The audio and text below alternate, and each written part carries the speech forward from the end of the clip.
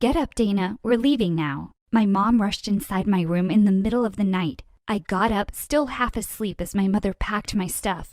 "What is it, Mom?" I asked. "It's your grandmother. She asked all the family to come together at her place."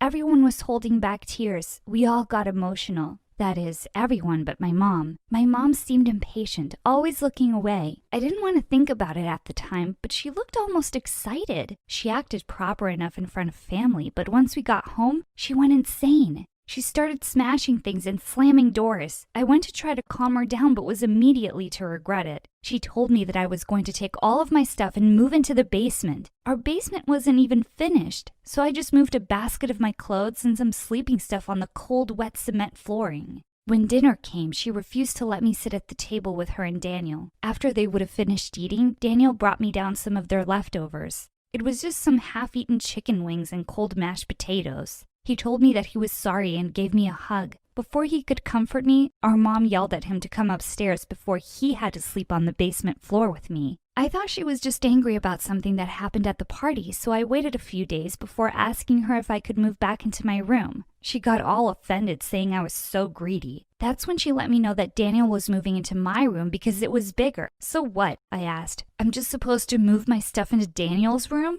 She gave an evil chuckle and laughed a bit. "No, actually, I was thinking about turning it into an office. You seem to be doing fine in the basement," she stated. I was waiting for her to say it was a joke, but she was dead serious. She even started painting my walls with colors she knew I hated. I argued with her that the basement was cold and covered in mold and bugs. She said that I needed to contribute more to her life, to give in to her demands. "What have you done that makes you so special?" she asked. I was just 14. Just like that, I went from the favorite of the house down to Cinderella. I tried everything to get back into her good graces. No matter what I did, she complained.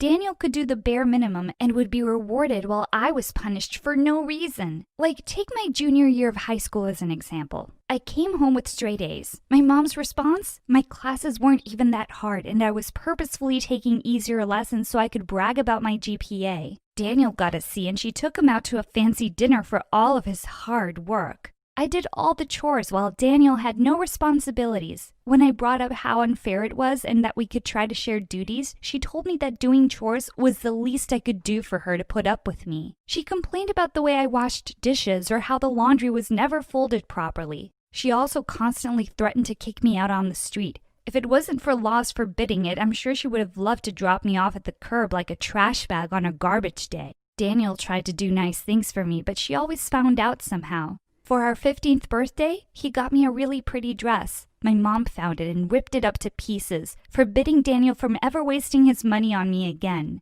Seeing as I couldn't depend on her for anything anymore, I decided to get a job. I worked as a cashier every day after school. She complained about how embarrassing it was for me to work at a grocery store. She said that all of her friends mocked her for having such a stupid daughter. That certainly didn't stop her from taking all of my money, though. She said that it was for rent and food, but I was still living in the basement and getting table scraps. Meanwhile, Daniel did absolutely nothing. Daniel may not have defended me even once, but he was never a jerk with me. I could tell he felt bad about how I was treated.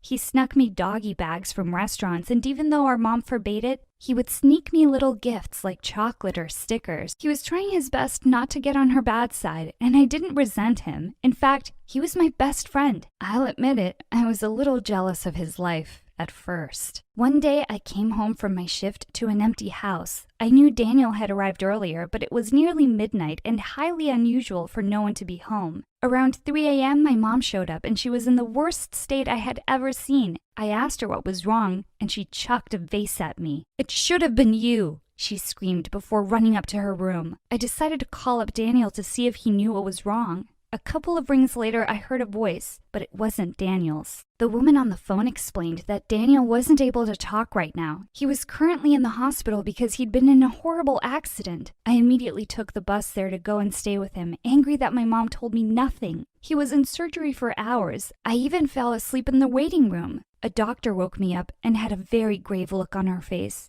She told me that things were not looking good for Daniel, and he would have to undergo further emergency procedures. He needed a blood doctor fast. Luckily, since I was his twin, there was a super high chance we were compatible. Of course, I immediately agreed to be tested. The doctors were so sure that it was going to be okay, but they were all confused when they looked at the results. They drew my blood 2 more times just to be sure before they said that we were not a match. But that wasn't the most shocking news. My blood type was O, meaning that both my parents were O. Daniel's blood type was AB. Not only was this the rarest type, but it also meant that neither of his parents was O. In other words, Daniel and I were not twins at all. In fact, it was possible we weren't even siblings. It was a lot to take in. I'm not embarrassed to admit I passed out right on the floor. I woke up a few minutes later and frantically called my mom. She had a lot of explaining to do. I thought my mom would have been ashamed to be caught red-handed in a lie.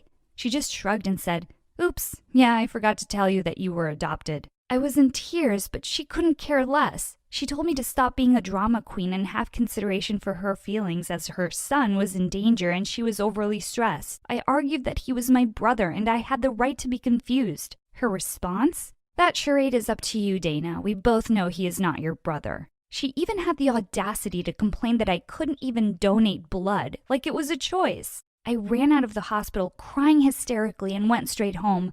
I did not sleep, though. Instead, I picked up a few of my things and ran away. I always thought that being kicked out of the house was the worst thing that could have happened to me. I was wrong. Finding out I had been lied to my whole life was actually the worst thing. My life had crumbled. Running away always looks easy in movies, but it's pretty hard. For a couple months, I lived on the streets. Homeless shelters were pretty full, and my job at the grocery store barely made enough money to keep me fed. I had to sell my laptop and smartphone, and I stopped showing up to school so I could take more shifts at work. I wanted to learn more about my family, but I didn't know where to start. What if they also hated me? They did give me away to that woman, after all. After living on the streets for nearly a year, I was in for the shock. "Dana?" a familiar voice asked. "Is that you?" I looked up to see Daniel. He was limping a little bit and still in physical therapy, but he was alive. I felt horrible that I had ran away like that and never checked in on him. I started to apologize when he pulled me close and hugged me. He explained how he missed me so much and tried to call all the time. He also said that our mom told him quite a horrible tale. See, our mom told him that I ran away because I said I didn't want to give anything to him. She told him that I didn't care if Daniel lived or died. He also said that he knew it wasn't true, but he only just got out of the hospital the other week.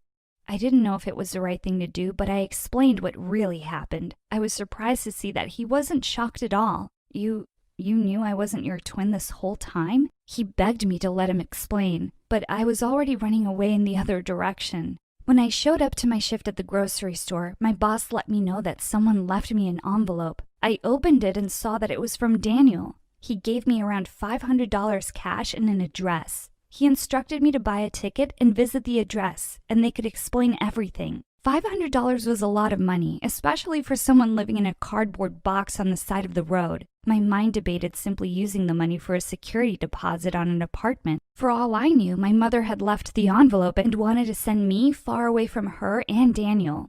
Now, don't judge me for what I'm about to tell you. I decided to take the money and go on this wild goose chase to nowhere. I took a week off and booked my train there. It was about 9 hours of travel.